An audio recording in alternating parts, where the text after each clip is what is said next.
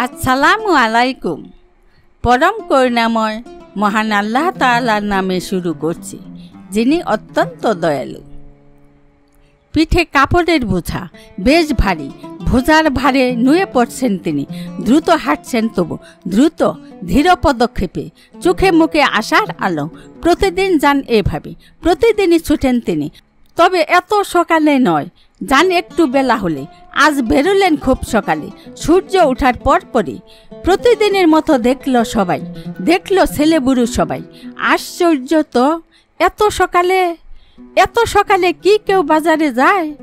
কাজের লোক কাজ ফেলে তাকালো অবাক হয়ে, ছেলেমেয়েরা তাকালো খেলা বন্ধ করে। পথচারী দাঁড়ালো থমকে, তবু নির্বিকার হেঁটে যাচ্ছেন তিনি, দ্রুত, খুব দ্রুত, যেন দৌড়াচ্ছেন, যেন এক্ষুনি পৌঁছতে হবে। তিনি হাঁটছেন আর ভাবছেন, সবার আগে পৌঁছা চাই। যত আগে পৌঁছবেন ততই ভালো, ততই বেশি বিক্রি হবে কাপড় চোপড়। সওদাগরিতে তার লাভ চাই বেশি, অনেক লাভ চাই, প্রচুর টাকা। টাকা তার খুব দরকার। তার নিজের সংসার আছে, আছে কত অসহায় এতিম শিশু, আছে দুঃখী বিধবা, আছে দিন দুঃখী, আর সবচেয়ে অসহায় মানুষ কৃতদাস। কৃতদাসের দুঃখ তার মনে বড় কষ্ট দেয়। কত কষ্ট ওদের, পশুর মতো জীবন, নেই স্বাধীনতা, নেই ভালো মন্দের অধিকার, নেই নিজের ইচ্ছে, মালিকের ইচ্ছেই ওদের ইচ্ছে। গরু ছাগলের মতোই বেচাকেনা হয় ওদের হাটে বাজারে। মানুষের এই করুণ অবস্থা কিছুতে সহ্য করতে পারেন না তিনি। বেদনায় ভরে যায় সারাটা মন। তাই কিছু টাকা পেলেই ওদের কিনে নেন, কিনেই মুক্ত করে দেন। এজন্যই তার টাকা দরকার, অনেক টাকা। টাকার জন্যই তার এই সওদাগরি, এই ব্যবসা বাণিজ্য। সবার আগেই তাই পৌঁছে যান বাজারে, সবার আগেই সাজিয়ে নেন কাপড়ের দোকান। তার এই স্বভাব নিত্যদিনের। কিন্তু আজ তো সব দিনের মতো নয়। আজ তো তিনি সাধারণ সওদাগর নন কোনো সাধারণ মানুষ। আজ তার অনেক মর্যাদা, অনেক ইজ্জত। আজ তিনি গোটা মুসলিম জাহানের খলিফা, মুসলিম জাহানের প্রথম খলিফা। একটি সোজা কথা, গতকাল মাত্র তিনি খলিফা হলেন। খলিফার দায়িত্ব কি খুব সোজা? খলিফার কত দায়িত্ব, কত দিকে কত ঝামেলা, কত দিকে কত খারাপ লোক মাথাচাড়া দিয়ে উঠবে, ক্ষতি করবে নিরীহ মানুষের, অন্যায় করবে, অত্যাচার করবে, চুরি করবে, ডাকাতি করবে, যুদ্ধ বিগ্রহ করবে। খলিফাকে তো এসব দেখতে হবে, অন্যায় অবিচার বন্ধ করতে হবে, দমন করতে হবে দুষ্ট লোকদের, রক্ষা করতে হবে এই নতুন মুসলিম জাহানকে, মজবুত করতে হবে একে, গড়ে তুলতে হবে আদর্শ রাষ্ট্রে। এসব কি কম ঝামেলার কথা?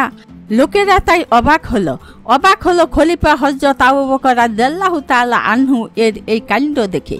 কিন্তু কোনো দিকে তার খেয়াল নেই, তিনি যাচ্ছেন তো যাচ্ছেনই। এতগুলো লোক তার দিকে অবাক বিস্ময়ে তাকাচ্ছে, তা তিনি টেরও পেলেন না, বুঝতেও পারলেন না। তিনি শুধু ছুটছেন, দৃষ্টি তার সামনের দিকে। কিন্তু তাকে তো ফেরাতে হবে। কে ফেরাবে? এমন যে লোক তিনি, কারো কথা শুনবেন না, কারো কথা বুঝবেন না, নিজে যা ভালো বোঝেন তাই করবেন।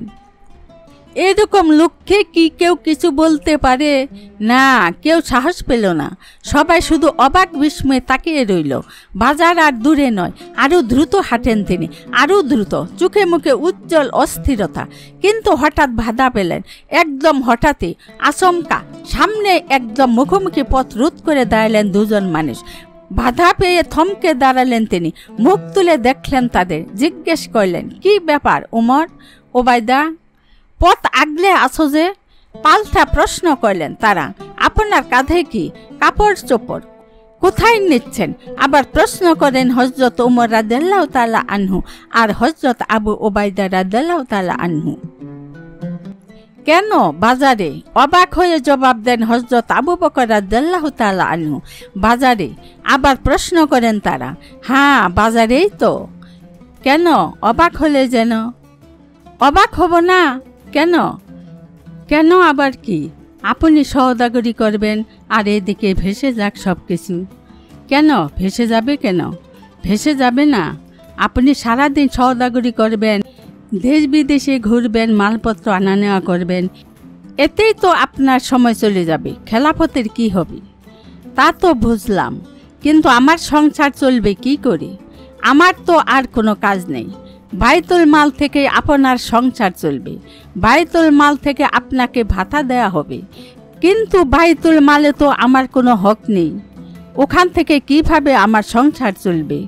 এবার হযরত ওমর রাদিয়াল্লাহু তাআলা আনহু ও হযরত আবু উবাইদা রাদিয়াল্লাহু তাআলা আনহু এর অধৈর্য হবার পালা। তবু মুখে হাসির রেখা।